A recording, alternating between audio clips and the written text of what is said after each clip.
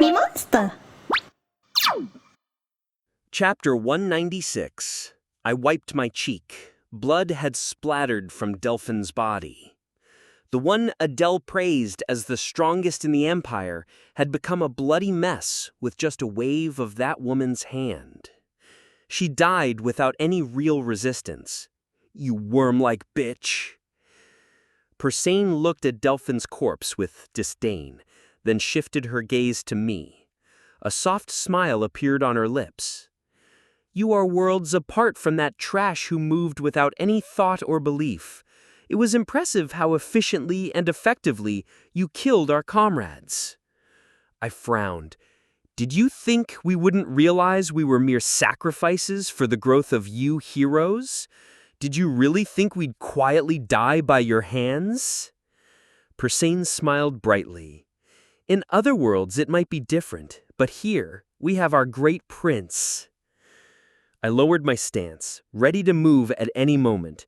The creature before me had ground Delphin to pieces in an instant, using some unknown magic. I couldn't let my guard down for even a moment. Oh my, there's no need to be so wary. Persane laughed gracefully, covering her mouth. This is bad. I never expected things to turn out like this today. Right now, neither Jenna, Velkist, nor anything were here. It was just me. I need to buy time. We're supposed to contact the waiting room periodically. If they don't hear from us by morning, they'll send reinforcements immediately. What is your goal? I asked. Is it revenge? Persane laughed bitterly. I'm not really interested in revenge. We're already done with that.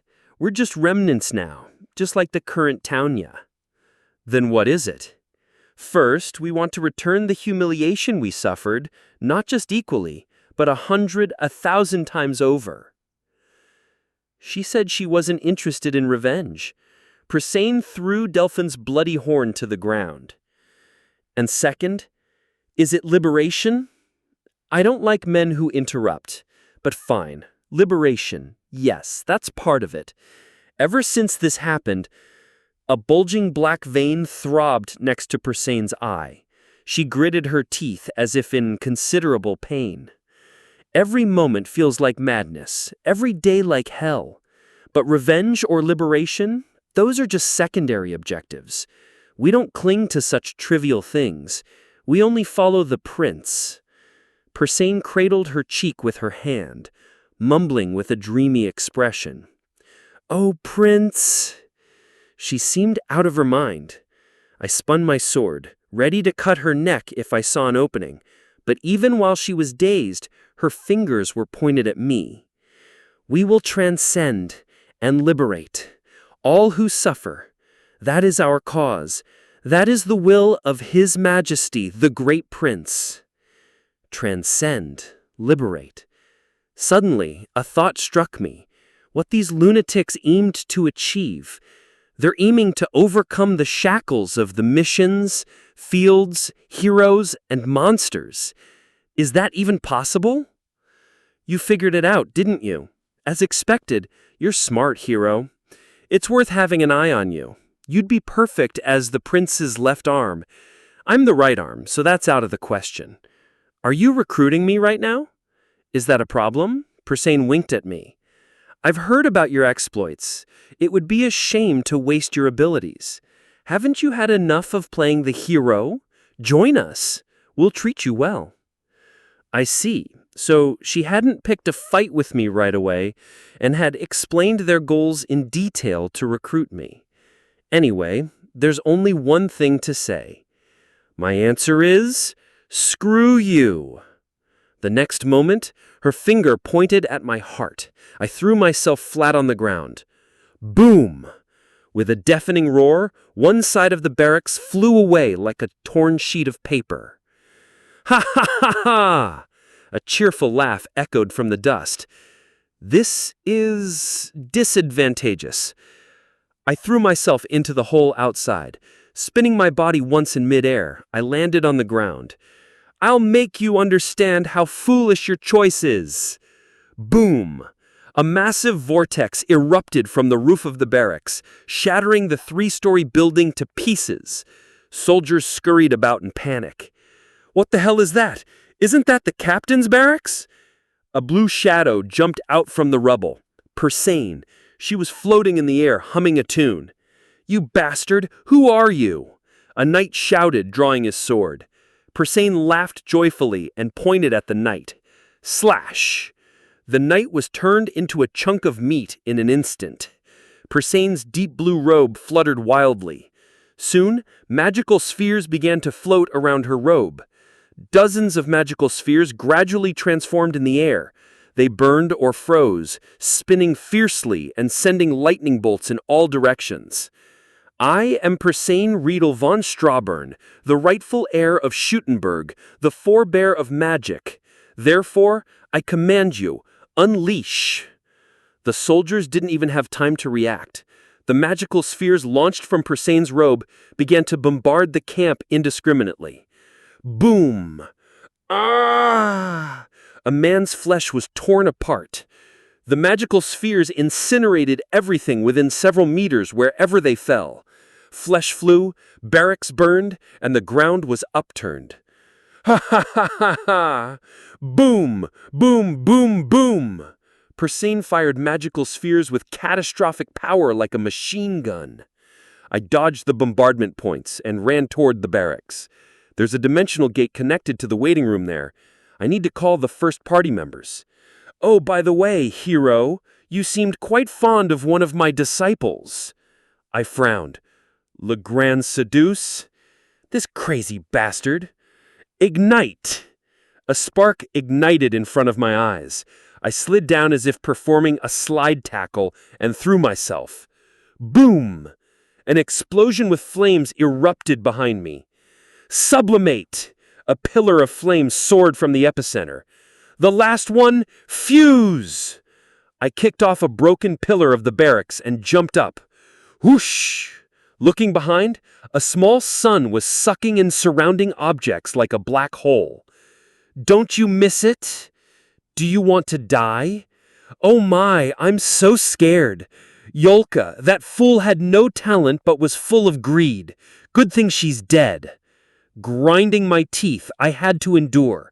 It's not time yet. "Where's the captain? Where's the captain? Find the commanding officer. Who's giving the orders?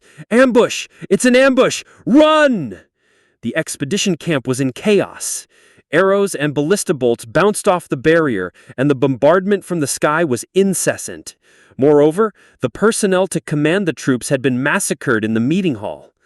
It was exactly like when I annihilated the cult's high command on the 40th floor. Boom! Each explosion sent a dozen soldiers flying. There's no match. That mage was like a walking disaster. I reached the barracks. I ran inside, almost flying, and pulled aside the cloth to enter. The dimensional gate should be in the corner of the left wall. It's not here. I couldn't see it. The dimensional gate, which should be spinning, was nowhere to be seen. Ding! The mission has been changed. Mission type, escape. Objective, escape the designated location. Special objective, survive as hero Han is Rat. 4 stars. Special objective, survive as NPC Priasis Al Ragnar. Crackle. Crackle. The mission objective window floating in front of me began to shake violently. Notice. This mission is a personal mission.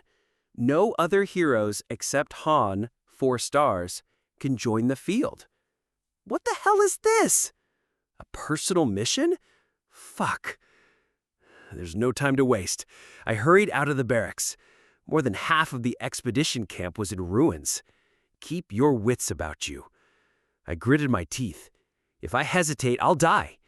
Even if it's my first time in such a situation, if I stay calm, I'll see a way out. This mission is an escape one, a personal mission that only I can carry out with additional conditions. I and Priya must survive. First of all, I need to find Priya. Her barracks were located quite far outside the camp. I turned and ran. The magical bombardment from Persane was still raining down from the sky. Does that bastard have infinite mana? She fired at least 1,000 magic spheres, yet she was still humming. "What are we supposed to do?" a knight said, flustered. Behind him, soldiers in similar states were hesitating. They had gathered at the assembly point according to emergency protocols, but there was no commander to give orders. I approached them abruptly. Listen to me. All the expedition officers are dead. That so-called strongest in the Empire is the same." "What? The captain? That can't be." "Shut up. Gather the scattered troops and get out of the camp. Save as many people as you can." "But the captain's—" I frowned as the knight hesitated, biting his lip. "Ah, understood. Good. Once you gather enough, head to the landing zone and secure an airship. Move. Gather the troops and escape." He followed orders fairly quickly. He must have plenty of experience in battle. I patted the knight on the shoulder and ran toward Priya's barracks. About a minute passed. Boom!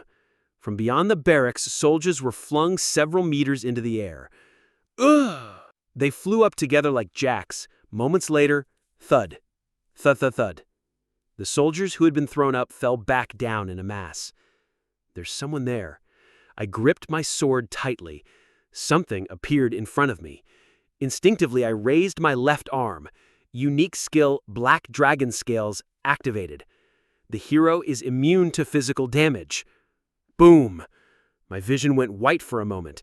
My body flew at high speed and crashed into a mixture of stone and wood debris. Ugh! What kind of insane strength is this? Not even the Black Dragon Skills could completely nullify it. Ho! A middle-aged man walked out. Beast King. Kiadni Vikshavi. Level unknown. With a lion-like mane of brown hair and an upper body bursting with muscles, the man looked at me with interest. "You endured my punch. Impressive." "You bastard." I wiped the blood from my mouth and staggered to my feet. "How about this?" Thud. Then I fell to my knees again. Ugh!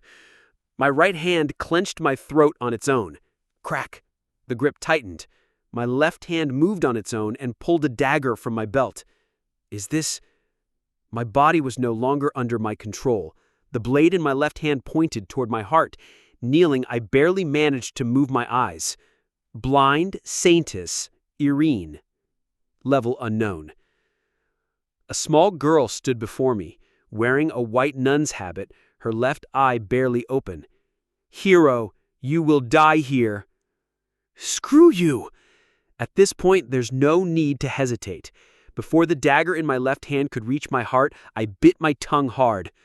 Han, 4 stars, has entered the Ascend state. Chapter 197. Ping! The dagger shot from my left hand, embedding itself in the chest of the Sanctus. Taking advantage of her stumble, I pushed off the ground and retreated. I had no time to deal with them. Finding Priya was my top priority. All of them were boss-level monsters, a woman firing magic like a machine gun, a beast man with immense strength, and a Sanctus with strange powers. I'd seen them as major figures in the promotion ceremony, but I never expected them all to appear together here. One at a time, maybe, but against 3, I couldn't guarantee victory. I moved toward the outskirts of the camp and glanced back. They seemed to be dealing with the troops first, as they were no longer chasing me. In the distance, I saw thousands of soldiers being swept away. Beyond the hill at the camp's entrance, I spotted units among the fluttering flags. It was the church's army. Translator's note: I'm using church instead of cult from now on. Maybe they were never a match from the beginning. I thought they might be somewhat useful. I clicked my tongue and increased my speed. 32 level 25 Church Army soldiers, 2 level 28 Church Army Knights. The Church's forces had already infiltrated the entire area. I kicked away one soldier rushing at me and stabbed his chest with my sword. Then I cut down 3 more in succession and headed for Priya's tent. I lifted the entrance flap. She wasn't here. The interior was neatly organized. It didn't seem like she had been here and left. That meant she wasn't in the tent when the invasion occurred. Where could Priya have gone? Only one place came to mind. I turned and headed toward the path leading to the cliff. Save me! Please, save me! There, too, the massacre continued. Soldiers screamed in despair, swinging their swords. They were killing and being killed by each other in terror. Friendly fire. How interesting. Amid the screams and scattered corpses, the Sanctus stood. With each flash of violet light from her half-open left eye, the soldier's movements grew more frenzied. I am Irene Icario, the 38th Sanctus of the Tel Ikar Church. My sword pierced the Sanctus's heart. I threw her into the bushes. Her body, spraying blood, writhed on the dirt. The scattered blood gathered into the hole in her heart. I had pierced her vital point, yet she appeared unharmed. Regeneration. Spitting out blood-mixed saliva, I ran again. Good thing I hadn't deactivated my ascend state. I almost got caught again. Her technique seemed to be a type of magic eye, likely some form of control magic. I'd keep that in mind for when I faced her again. Gradually, a fog spread before my eyes. From within the mist came the sounds of screams and clashing weapons. I gripped my blood-stained sword loosely and leapt in. Priya, holding a rapier, was struggling against 5 soldiers. She was outmatched. A thick spear blade grazed her forearm. She groaned and dropped her sword. Various weapons aimed at her vital points. I intervened just in time.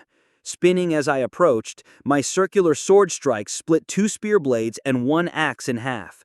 I kicked one soldier about to stab Priya with a dagger and swung my left hand, catching the sword aimed at her neck.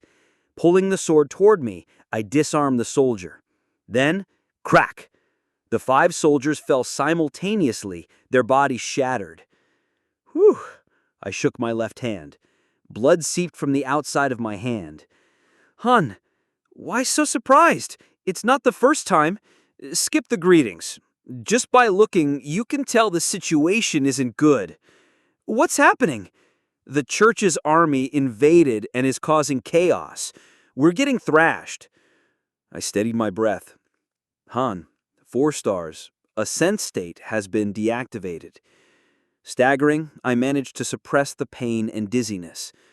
Then we must fight back. Where is Sir Delphin? Follow me. There was no time to explain. I grabbed Priya's wrist and led her out of there. If we took the left path from the camp, we'd reach the landing zone. I planned to hijack an airship and escape into the sky from there. But I held my forehead. In the distance, flames rose from the landing zone. A few airships that had taken off were turning into fireballs and crashing down. Damn it. Han, then where should we go? If we exit through another part of the camp, it leads to the plains. Though spacious, it's wide open and not suitable for escaping. There's no other choice. With the landing zone blocked, the plains were the only option. I pulled Priya's wrist and changed direction. I said, let go of my hand. I will follow. Fine. I released her hand. Priya rubbed her wrist, tears welling in her eyes, and looked at me. You have the key, right? I always keep it with me. Stick close to me. The main force of the church's army seemed to have entered the camp as well. Wherever we went, there was blood, and screams echoed loudly. It was a one-sided massacre. I moved, hiding among the trees and bushes. Priya followed awkwardly behind me. What is happening? Die! Die! Bang, bang, bang. Persine was firing magic bullets from the sky. Priya's face turned pale. That is, glad to see her again. The calm and composed Sir Persine is acting like, I covered Priya's mouth. The church's soldiers were blocking the exit leading outside the camp. In front of them stood a stout middle-aged man, the Beast King, Kiadni. Damn it. I changed direction again. A Sanctus in white stood at the left exit. Behind her, I could see the splendidly armored Holy Knights. There's nowhere to run, hero! Persine descended from the sky to the ground. The left, right, and front were all blocked. Behind the camp was a cliff leading to the ground far below. "What should we do?" Priya gulped, looking at me. Break through the front?" Not a chance. The chance of success was too low. It might be possible alone, but Priya was with me. Then was there another way? Damn it. I closed my eyes. Last night, I stared at the map of the floating island all night. It didn't take long to come to a conclusion. "Priya, follow me." "Where are you planning to go?" "To the cliff." "But there—" I didn't say anything. Priya, looking up at me, nodded. "Got it. I trust you." "Don't trust me too much." Priya and I headed for the cliff behind the camp. The church's forces knew our location, so there was no need to hide. Whoosh! The wind pushed against us. I firmly planted my feet and looked back. Beyond the sheer cliff, I could see the distant ground. Priya clung tightly to my coat. I chuckled and spun my sword. Hundreds of soldiers and dozens of knights. 3 leaders were approaching from different directions. "Hero, if you were going to run, you should have left her behind. We might have let you go." "I wanted to fight you fairly as a warrior, but it's a pity." The Sanctus approached silently, eyes closed. This is just a solo mission that can only be accomplished by one person. The difficulty was skyrocketing, enough to break through the graph. No conscience at all. Not that it's the first time. "Hand over that woman," Persine said. "Sir Persine." "I don't want to hear your voice, so shut up." "Wait, please listen. I told you to shut up," Persine shouted, her bloodshot eyes glaring at Priya. Priya closed her mouth with a pained expression, as if she'd been slapped. Persine looked back at me and smiled. "Hero, let's talk again. Do you really think you can win? If you want to keep your life, make the right choice. The Crown Prince values you very highly." The Saintess stepped forward. "You, a warrior of such excellence, are worthy of joining our great cause. Hand over that girl and join us, warrior." Next, the Beast King added. I thought for a moment, then spoke. "If I hand over Priya, what will happen to her?" "Well," Persine raised her right hand. Swoosh, a blade like wind whirled. "We'll repay her suffering many times over. We'll make it so she can't live or die. We'll make her taste every pain in the world. She'll beg for death, crying for us to kill her. A traitor deserves a fitting punishment." I agree. I turned and looked back. "Han."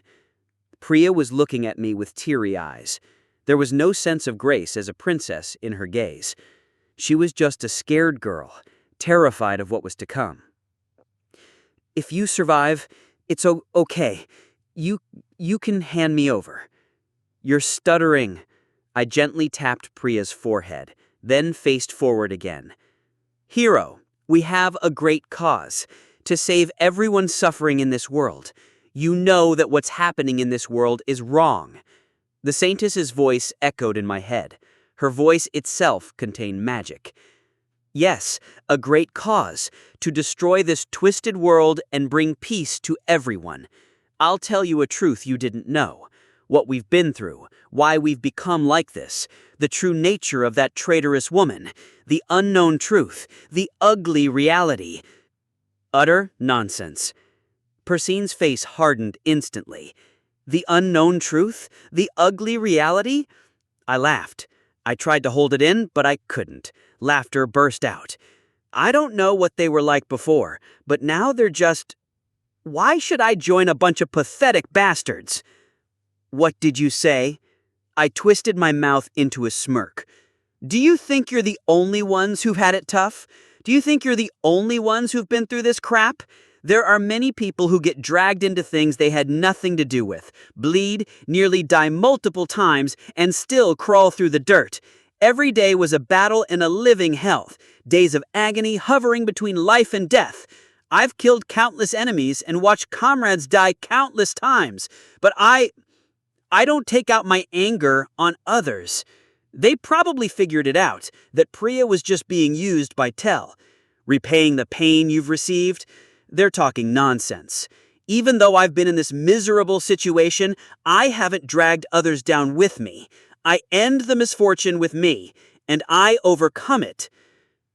Tell your boss, stop spouting nonsense and keep washing his neck until the day he dies. The three didn't say anything. They just stared at me with cold eyes. I grinned. It was obvious what kind of cause these people were talking about. "Was that your last words?" Persine muttered in an emotionless tone. I didn't respond and turned around. "Priya?" I whispered softly, and Priya nodded. "Hold on tight. Don't let go." "Okay." Priya clung to my sleeve tightly. I spun my sword once and faced forward again. The three were slowly approaching. "You guys should think about it too. What kind of scream you'll make when your heads fly off." "Crazy bastard." Persine reached out to me. I responded by extending my middle finger and grabbed Priya, and then I threw myself over the cliff. Chapter 198. Drip. A drop of water fell from the tip of a stalactite. I looked up. Faint light seeped through a hole in the ceiling. The temperature was cooler than expected, cold enough that without extra layers, anyone would feel chilled. I sat on a protruding rock in the corner of the cave and gulped down a potion. This was my second bottle. With this, I had exhausted all my healing potions. Yet, the deep, throbbing pain inside my body, likely from prolonged use of Ascend, remained unchanged. I glanced to the side. In front of the lake, at the center of the cave, Priya was crouched, sitting. "The troops. They must be annihilated," I said briefly. There was no point in hiding the truth. The Ascendi's army, dispatched to the floating island to retrieve the key, had been completely wiped out. All the key officers, including Delphin, were dead. The remaining forces at the camp had been massacred without a central command. They no longer existed. This is troublesome. I brought the empty bottle potion to my mouth. The escape mission had somehow succeeded. Knowing the escape route in advance, from scouting the camp and planning at the lodging, had helped immensely. The floating island, Asrank, had an underground passage almost as vast as the surface. One of the hundreds of entrances was on a cliff. However, the cliff where the cave was located was sharply cut, so I had to perform a near-acrobatic climb from thousands of meters above ground. I put down the potion bottle. Though the escape was successful, I couldn't return to the waiting room, and the dimensional gate didn't open either. I was still trapped here. Is this still a personal mission? I looked to the right side of my field of vision. The mission objective window, which should have been there, was empty. There were no floor or objective notifications. I had experienced unknown missions before, but never to this extent. Even the stage clear message hadn't appeared. I had no idea what floor I was on or what type of mission this was. What is this? I bit my lip.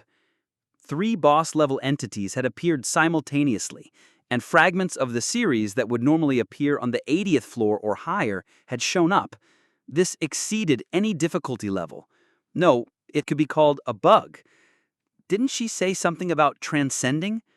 I recalled Persine's words. Transcending. Liberating all who suffer. If the current situation was intended, they were clearly irregulars. This is a headache. There was no improvement at all. It was impossible to summon the members of the waiting room. There was no contact. It seemed I had to proceed with the mission as it was, without being able to receive supplies like potions. For now. I held my throbbing head. I had to organize the tasks I needed to do and prioritize them. There was no time to dawdle. If the monster inside the egg awakened, the situation would become much worse. Time was not on my side. I compiled the information I had heard from Delphin, Adel, and Priya. Though the mission window wasn't visible, I could roughly grasp the objective. Collect the last key somewhere underground and return the egg on the surface to its original place. The time limit was before that thing hatched. The problem was, I couldn't engage in a direct confrontation. I couldn't guarantee a win against even one of the three. If only the bosses were present, it would somewhat be manageable, but they commanded thousands of soldiers. On the other hand, I couldn't even summon the members of my party. I'm sure they also know the mission objective. That's why they weren't chasing me directly, but waiting for me in a suitable location. I was the one in a hurry. A sigh escaped naturally. It had been a while since I felt like this. No answer.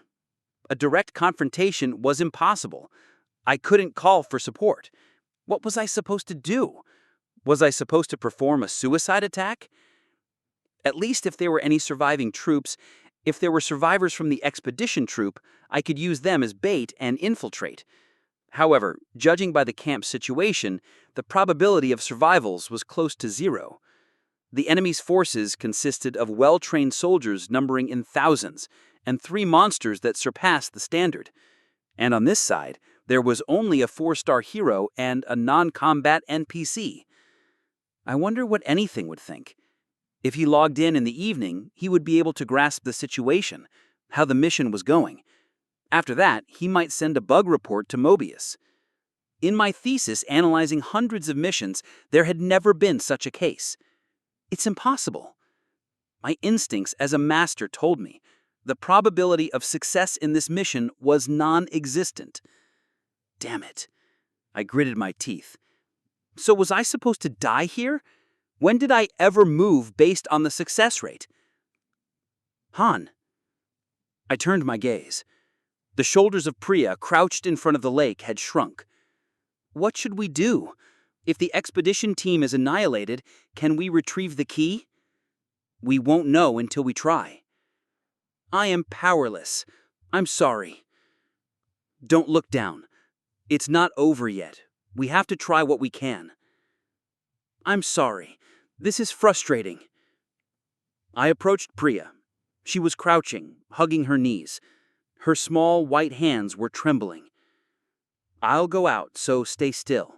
If something happens, shout. Where are you planning to go? We need to eat. The inside of the cave was quite cold. I would also need firewood. Priya nodded slightly. Swoosh. I drew my sword halfway. A clear crack was running along the blade.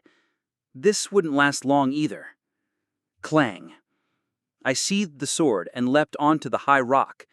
I climbed the protruding stones and stalactites and jumped through the hole in the ceiling.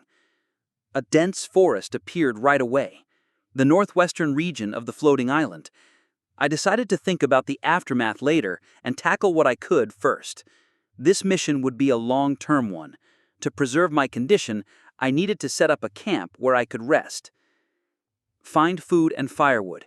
It wasn't too difficult. I grabbed a handful of stones from the ground. A rabbit about to jump over a tree root caught my eye. After a while, I threw the net to the ground. The net contained 2 rabbits, a squirrel, and a sparrow. All were dead or unconscious. The stretchy net was a piece of survival equipment I had packed before the mission started. My left arm was also full of firewood. I roughly covered the entrance with brush and entered the cave. I stacked the firewood in a circle and rubbed the wood together to start a fire. I was about to prepare for butchering when... I'll help too. Priya approached. I can't let you do all the work alone. At least this much I should do. Don't worry. I have plenty of camping experience. Priya smiled slightly and opened the net. If she wanted to do it, fine. I handed her a sharp dagger. Thunk. Priya deftly slit the rabbit's throat. Blood began to flow from the rabbit's neck immediately. I should help too. I grabbed the sparrow's wing and pulled it out. This one hadn't been killed yet. It was just unconscious. I decided to cut its throat. I took out the dagger, held it in a reverse grip, and the sparrow was trembling. Crackle. Suddenly the sparrow jumped like a flying fish, and dark red lightning flashed. What is this? It was clearly unconscious. I pressed down on the sparrow's neck, then the dagger. Wait! Don't kill me! Don't kill me, I said. It's me! Me! Who are you? I am the great ancient ruler, Halcyon Sarios. What a complicated name. I moved the dagger. Chirp! The sparrow opened its eyes wide and escaped from my grip. It raised its wings as if to threaten me. Hun, what's going on? Nothing. I grabbed the sparrow's beak, lifted it up, and tucked the squirming creature under my arm. This didn't seem like the right place to talk. There were ears listening. I moved my body to the back of a pillar in the cave. You insolent! When I placed the sparrow on the ground, it swung its wings fiercely. I told you not to act up. Thunk. Chirp! The sparrow, hit by a peanut, rolled on the ground. Your dirty temper is still the same. How did you get here? I didn't bring you with me. I had instructed Isel to keep a strict watch on him. Surely it should have been locked in a chicken coop in the stable. Do you think a shabby cage can stop me? Don't be cocky and explain. I can transcend. Explain in simple terms. This was another anomaly. This guy should have been stuck in the waiting room. The barrier between the tower and Tawana has thinned. What do you mean? You've caused quite a ruckus, the sparrow chuckled. Originally, there is an insurmountable wall between the tower and this world. You know that, right? The Mobius Tower is a higher dimension than Tawana. That's why time flows differently and events repeat several times. That difference has been narrowed. The difference has narrowed. Are you saying we're physically closer? You could say that. It's not wrong, the sparrow nodded. Is that possible? It's not. Just as you heroes cannot escape the constraints of the mission, monsters cannot escape their fate. This place was designed that way. Normally.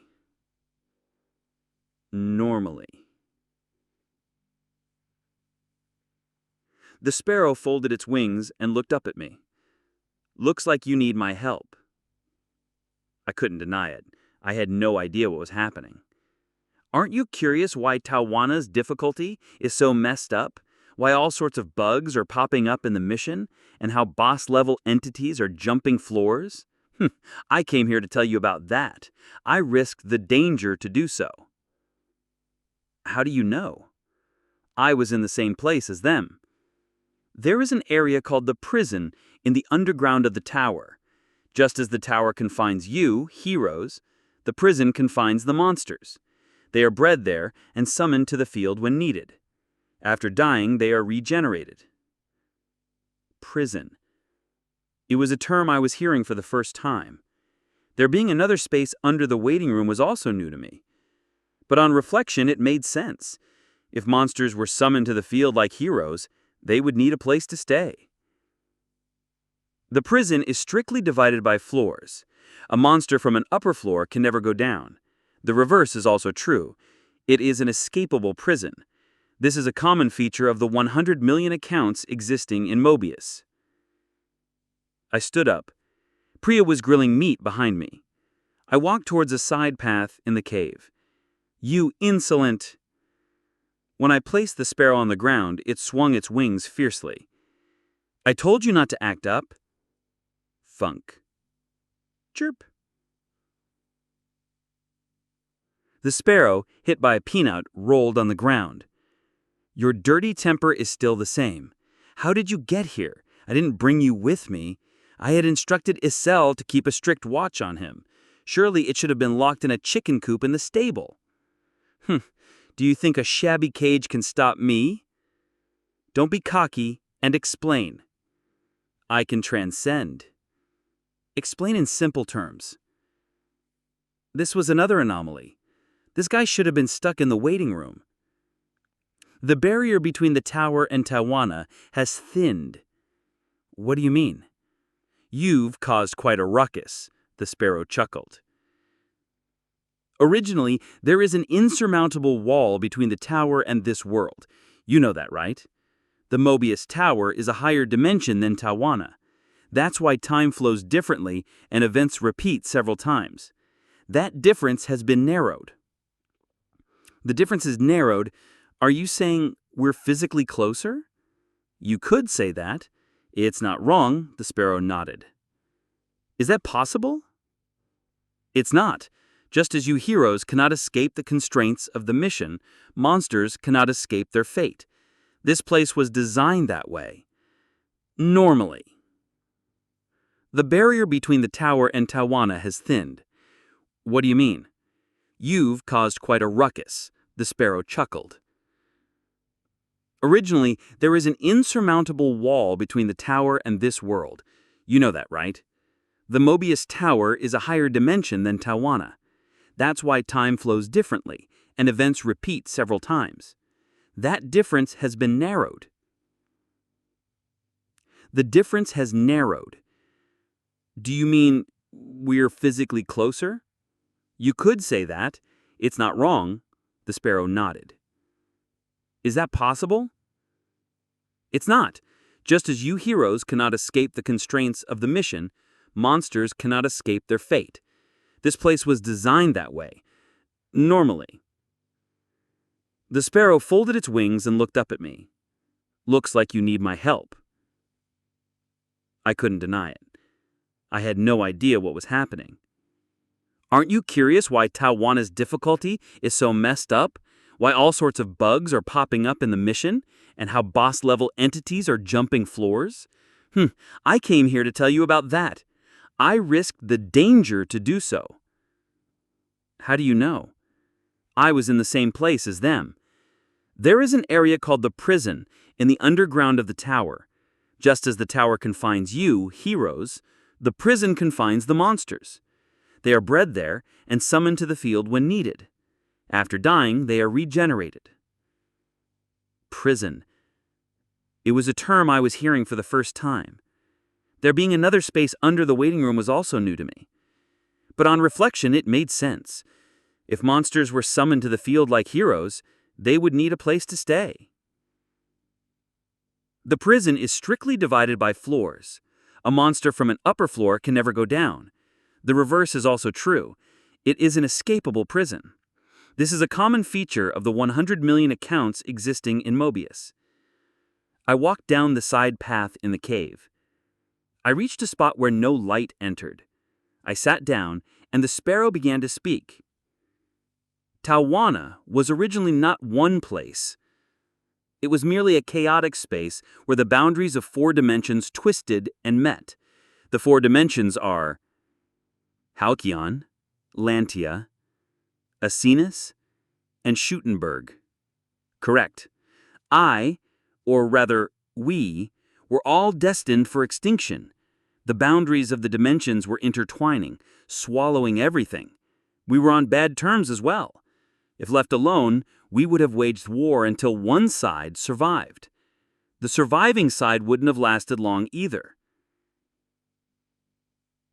At that time, a man appeared from the inside of the boundary. He was a common, insignificant, weak human male man. He didn't know where he came from or what he did. That man became the first emperor of the empire.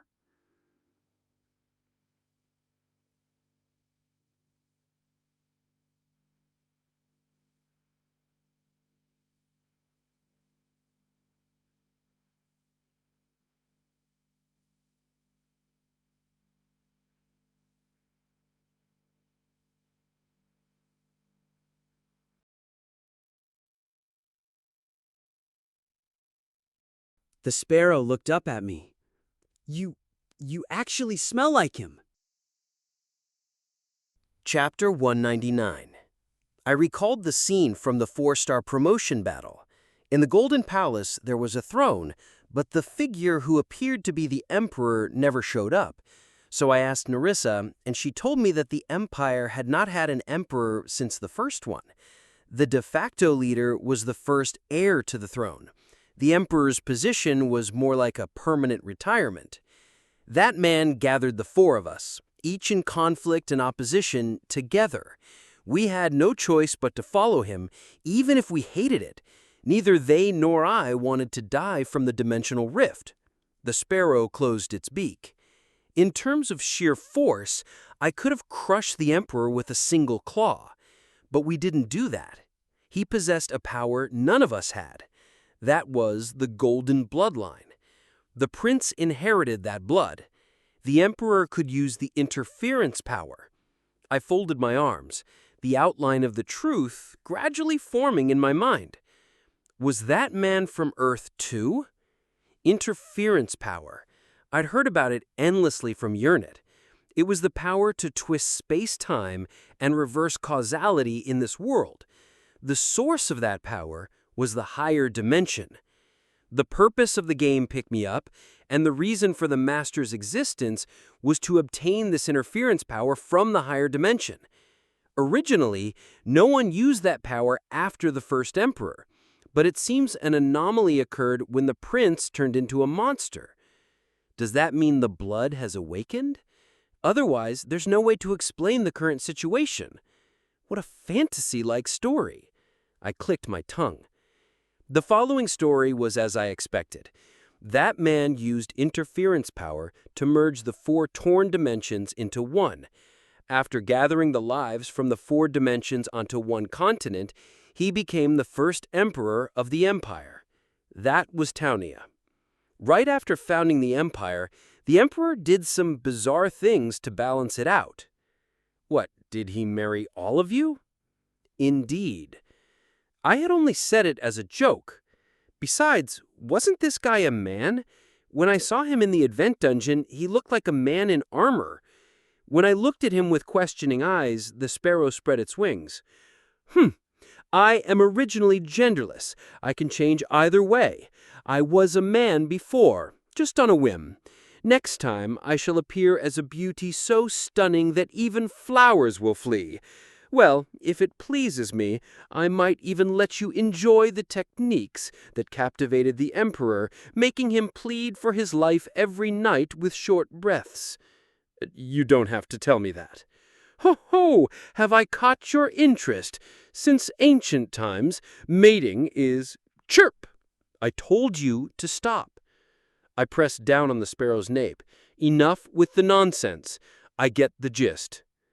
The Emperor married the 4 ancient species that ruled each dimension, and one ordinary human woman. The descendants of the ancient species became the founders of the 4 major families, and the descendants of the human woman became the imperial family. He had 5 wives. 4 of them were of different species. What a weird guy. Anyway, I think I know why Anything's account has been acting strange. Taunia was not just a lower dimension. There was a special being involved in its creation. And this time, Prius Al Ragnar. I recalled the man wrapped in red bandages. If he inherited the blood of the Earthlings, and that blood awakened for some reason, it would not be impossible for him to exceed the standards. So he became a 7-star monster. Given his origin, there would be no need to devour a master. Of course, there would be a few differences from a typical 7-star hero. If they were half hero, half master, the prince would be half monster, half master. The puzzle pieces started to fit together. The reason why Delphin, who was said to be the strongest in the empire, fell so easily. Originally, she would have been the strongest among the 4 major families. But if the prince's blood awakened, and if the prince could infuse his subordinates with interference power, as a master does to a hero, then it would be no surprise if that magician became significantly stronger. The king of beasts and the saintess belong to different floors, right? They are floor masters. Normally, they can't descend to the 40th floor section. So they're jumping between floors, changing mission objectives arbitrarily, too. It couldn't be more troublesome.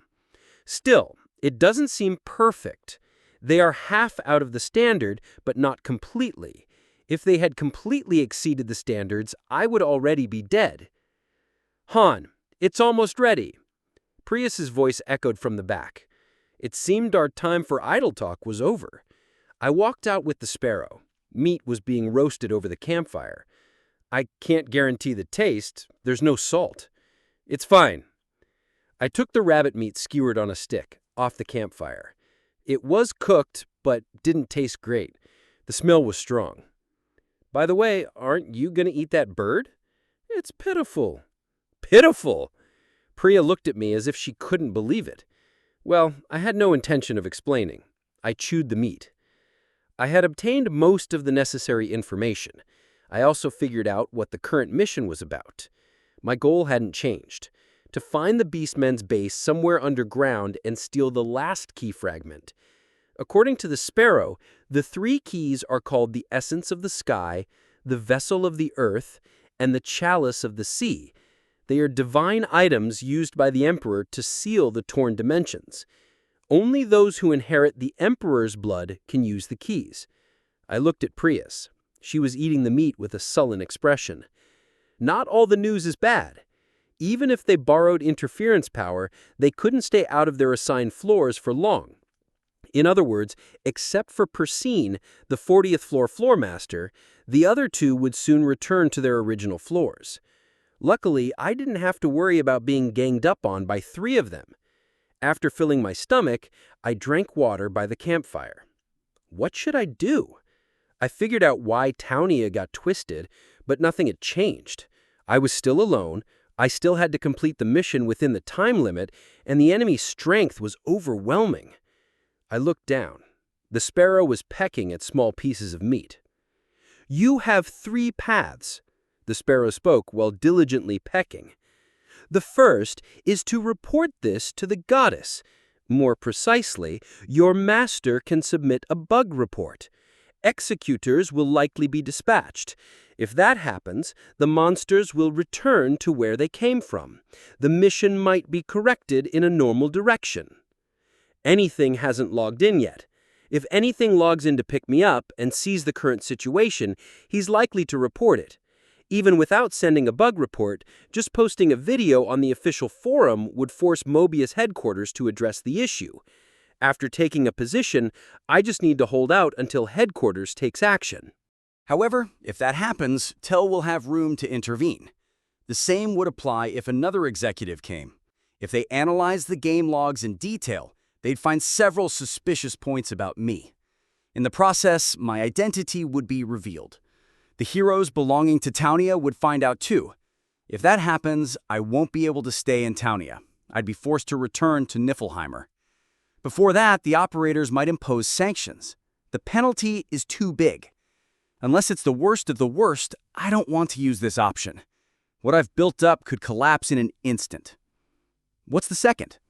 I muttered, making sure Priya couldn't hear. "Solve it yourself. You've done well so far, haven't you?" I've handled such complex missions before. I've come up with all sorts of extraordinary methods. Just do the same this time. Easy to say. Solving it alone, as I've done so far? Not wrong. I've cleared numerous bug-like missions. Just because another one appeared doesn't mean I should hesitate. Trusting my judgment and overcoming it. Even if the raid party is just me, even if there's a burden attached, and even if various penalties pile up, there is always a strategy for the mission. That's the rule of Pick Me Up. But I can't just forget what happened on the 35th floor. I chuckled. What's the second? If that kid uses interference power, we can respond in the same way. I frowned. Don't tell me to use that power. I don't know how. I'm not expecting you to. Then what? There is another of the golden bloodline. The sparrow spread its wings. Following its wing, I saw Priya with a troubled face. Use that girl. How? That's for you to figure out. I thought the third option was some kind of secret plan. Because they transcended monsters using the prince's bloodline, so now we should awaken the princess's bloodline? What would happen then? Would NPCs transcend? Are 7-star heroes, monsters, and NPCs going to run wild in Townia? That would be a complete mess. I scoffed. What a ridiculous idea. If it provided a specific method, maybe. But telling me to figure it out? The third option suggested by the sparrow was a gamble. The success rate was close to 0. If there were no other options, I'd consider it, but it's still a no. Actually, there's one more thing we could do. There was a fourth option the sparrow didn't know about. Calling in my backup. In other words, bringing Niflheimer into full-scale involvement. I fiddled with the ring on my left hand.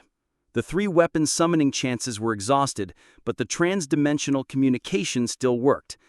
Your net always told me to ask for help whenever I needed it. If I ask for help, she will appear with a smile, as always. If that happens, I can no longer stay as Han Israt. With the bug spanning across all mission areas, it would be impossible to handle it discreetly. It would inevitably reveal my connection with Niflheimer. I would have to leave. The first option might be brushed off, but this method was almost 100%. From then on, I have to live as Loki from Niflheimer, not Han Israt from Taunia. Life would become more comfortable, and the survival rate would increase. There would be more opportunities to become stronger. I'd practically be a king there. I close my eyes. If I borrow Niflheimer's power to deal with the prince and then leave, Taunia would return to normal. The difficulty graph, which had been rising steeply, would drop. The heroes who struggled with every mission would be able to fight more easily. Still, it wouldn't last long. Whatever account, at a certain point, the difficulty rises insanely. Whether Taunia or Niflheimer, it doesn't matter. The increased difficulty never drops. Once at the 50th floor, once again at the 60th floor, and one more time at the 70th floor. In the process, only a few hundred out of tens of millions of masters survive. I slowly calculated how far the current Taunia can go without me. The survival rate of the rankers. The conclusion came soon. Less than 10%. That was reality. It's not just about skill. Luck is also crucial for climbing. During a mission, you might be backstabbed by a PK user or encounter a boss with extreme antagonism to your main party. If so, Jenna dies. So do Welkist, Kishasha, Edis, and Katio. Hundreds of heroes in the waiting room would be slaughtered, and Issel would disappear. The master might quit the game. For anything, Pick Me Up would become a bitter memory. Ultimately, I sighed. Despite all the fuss about having multiple methods, the only choice I could make was just one. If I were my old self, I would have chosen the fourth option without hesitation, but things have changed a bit now. Sigh. I opened my eyes. Hey. What? Tell me about the other abilities of the Black Dragon Blood. Chapter 200. I squinted my eyes. A massive fortress blocked the narrow canyon. It had towering walls, magical cannons, and even a moat. Its completeness was hard to believe for something built in such a short time. If things had gone according to the normal scenario, I would have attacked that fortress with the Asinius Expeditionary Force. But things got tangled up. They built it sturdy. A sparrow at my feet chirped. I know. Guards were heavily stationed on the walls. Such forces for just one person. How flattering. The mission objective is... I glanced to the side of my vision.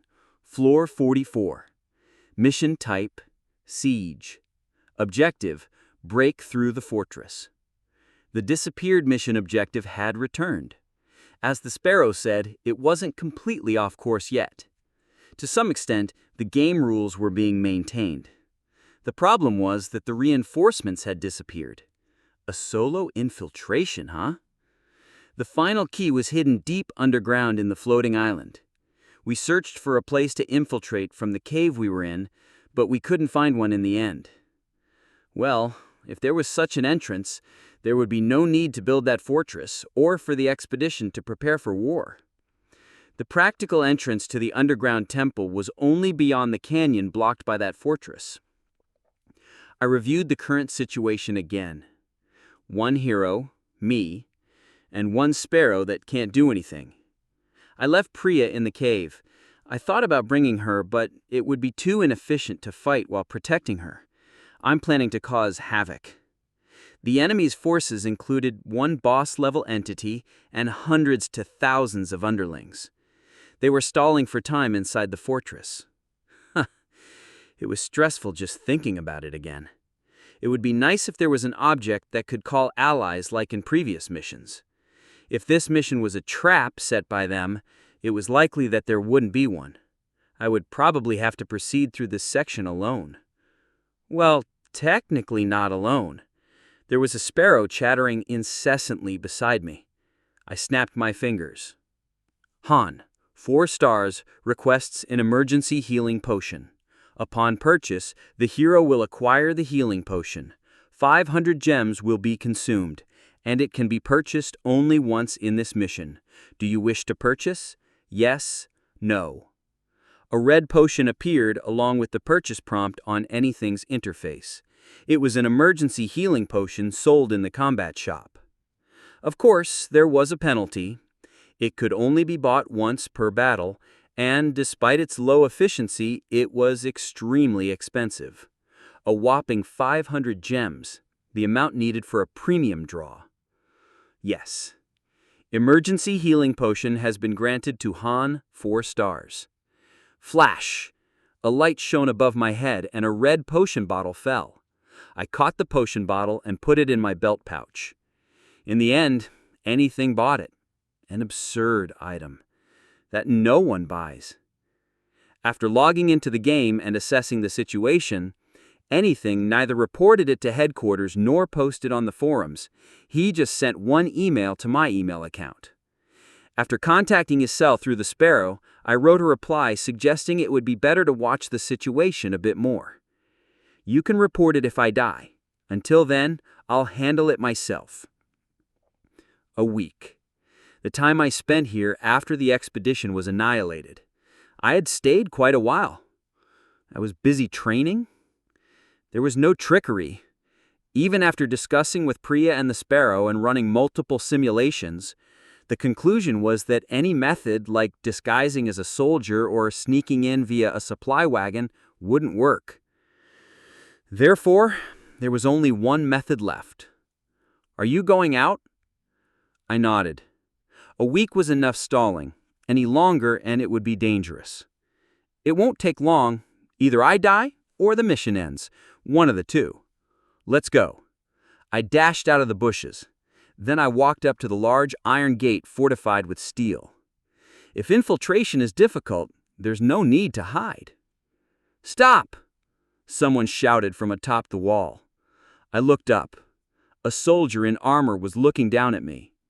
We have a message from the Lord Persane. I kicked a stone at my feet, then grabbed it with my right hand. The Lord says she's giving you one last chance to achieve glorious liberation with us. Thwack! The stone I threw pierced the officer's helmet and smashed his skull. Since I had long surpassed human limits, my stone throwing was no different than a bullet. This bastard! Prepare for attack! A man who seemed to be the officer's deputy drew his sword. Archers dozens deep drew their bows, the muzzles of magical cannons aimed at me. Here they come. You don't say. Strictly speaking, it's foolish. Even calling it a strategy is embarrassing. But what can I do if there's no other way? Shoot! Bup-bup-bup-bup-bup-bup! Hundreds of arrows flew at once. Then, boom! The muzzles spewed fire. Let's go. Haha, this feeling is the first since I was with the Emperor. Simultaneously, the sparrow spread its wings. Sizzle! Dark red lightning sprang from the sparrow's beak and wrapped around my left arm. Don't worry, I won't take it this time. I know. I extended my left hand. Unique skill, Black Dragon Scale activate. Swish! Scale sprouted on my left arm. Immediately after, arrows and cannonballs rained down. This hero is immune to physical attacks. This hero is immune to physical attacks. What is that? Just shoot! Turn him into dust! Activate. Han 4 stars enters Ascend mode. Crunch. The feeling of my entire bones shifting had become familiar. I lightly stomped my foot. The scene of the gate dozens of meters ahead quickly zoomed in. They said it's beyond the monster's limits. This side is no different. How is it? The feeling of being one with me. Doesn't it feel omnipotent? Bam, bam, bam, bam, bam! All the magical bombardment was neutralized. The scales didn't disappear even after a second had passed. As a result of risking my life and training for a week, I had mastered the second stage of the Black Dragon's blood. Don't overuse it. It's too much power for you. Yada, yada, yada. So noisy. The dragon scale sprouted over my left arm, extending to part of my chest. Caution! High-level engraving comes with risks. Overuse may lead to the hero's death. A warning message popped up on anything's screen. Swish! I drew my sword. The massive iron gate, several meters high, was right before my eyes. Up to this point, the activation time of the Black Dragon scales was 5 seconds. The maximum is 10 seconds. I adjusted my grip on the sword with my left hand and took a powerful step forward. Combined skill Dragon Slicer activate. Boom! A huge crack appeared on the front of the gate, as if it had been hit by a bomb. What are you doing? Combined skill Dragon Slicer activate. Combined skill Dragon Slicer activate. Boom! By the third strike, the sword couldn't withstand it anymore and shattered into pieces. I extended my left hand towards the deputy on the wall. Unique skill Absorb activate. Dark red lightning sprang from my left hand, and the sword the guy was holding flew towards me as if sucked in. Absorb. A second ability was gained when the Black Dragon blood level rose to 2. A skill usable only in the Black Dragon scales state, and while it couldn't yet be used on people, it was easy to draw in objects. Combined skill Dragon Slicer activated. Combined skill Dragon Slicer activated. Boom! By the 5th strike, a large hole was punched through the front of the iron gate. I threw away the shattered sword. Up to this point, 10 seconds. At that moment, the scales that had sprouted to my left chest disappeared. Skill Awakening. Han, 4 stars, has acquired the special skill Linked Dragon Slayer's Strike. I never intended to climb the wall. As if they expect me to climb the wall, with hundreds of soldiers swarming up there. I kicked away the fragments of the broken gate and stepped into the fortress. You won't last long. I know. The pounding of my heart became intense. No matter how much training I'd gone through, maintaining the ascend state for long was a huge burden. I have to do it as fast as possible. I swung a jab. With the sound like fireworks going off, the body of a soldier who was staring blankly at me was pulverized and vanished. I picked up the soldier's sword that had fallen on the ground. You crazy bastard! Did you come to find a place to die? 153 level 25 church soldiers, 15 level 31 church knights. Soldiers gathered like ants within the fortress. This was also within the expected range. Where is it? Somewhere in here, there was an entrance leading underground. Ping, would you like to call in tactical tools? In combat situation, usage time is limited and increases according to the level of the tactical base. Yes. A red arrow was drawn in the sky. The arrow pointed to a corner of the fortress. Good. The target was set. I pulled out a potion from my pouch, drank it in one gulp, and threw the bottle away. 313 level 25 church soldiers, 21 level 31 church knights. The enemies kept swarming in. The number of troops shown on the status window was 2 to 3 times, no, even more. Soldiers of the church kept appearing from all over the fortress. Is this a suicide mission? Indeed, it was a risky strategy. I would never have chosen it in a normal situation. Their survival rate was extremely low, but there's no other way except to fight with my body. Kill him! With a shout, they charged at me. After cutting down one of them, I leaped off the ground. I jumped a few meters up and landed on the wall. Soldiers were approaching in a line on the narrow wall path. I spun my sword around and poured the boiling power into my whole body. Crunch! With each strike, 2 or 3 soldiers died. Their armor and swords shattered and broke. Weapons lost their edge every 10 seconds. When my sword broke, I grabbed another soldier's sword. When that broke, I used spears or axes. What? What kind of monster is that? Archers, prepare! Shoot in unison! But our allies! It's an order! Thunk! I flinched. An arrow had struck my back. Well, dozens of archers were continuously shooting. I broke the arrow shaft and used a corpse as a shield to advance along the narrow wall path. Pap, pap, pap, pap, pap. Dozens of arrows quickly turned the corpse into a porcupine. Is that the entrance? There was a passage inside the fortress that seemed to lead to the cave. Various barricades and obstacles were set up, with spearmen and knights taking positions. I clicked my tongue. I can't afford to linger any longer. Ascend was already reaching its limit. I furrowed my brows. Danger. High Inquisitor. Noble Riskandar, level 53. A knight stepped forward from the barricade. I acknowledge your strength, but it seems you can't go any farther. Surrender! I threw away the corpse full of hundreds of arrows. I pulled a large steel halberd from the pile of corpses. You're bluffing. If you want to die, I won't stop you. I smirked and gripped the halberd tightly with both hands. Then I bent my waist and knees. Bang! I took off with a leap. You foolish bastard! The knight, shouting loudly, drew his sword. I am Riskandar Israel, a senior paladin who has dedicated his life to justice. I will exterminate you. Let's fight fair and square. The knight performed a grand stance and charged at me. Flutter. Suddenly, the sparrow flew out in front of the knight's eyes. Take this! My surprise beak attack! Thunk! The guy clutched his face where he was pecked on the nose. Immediately, my halberd cleaved the knight in half along with his armor. What a joke! Amidst the falling piles of blood, I laughed.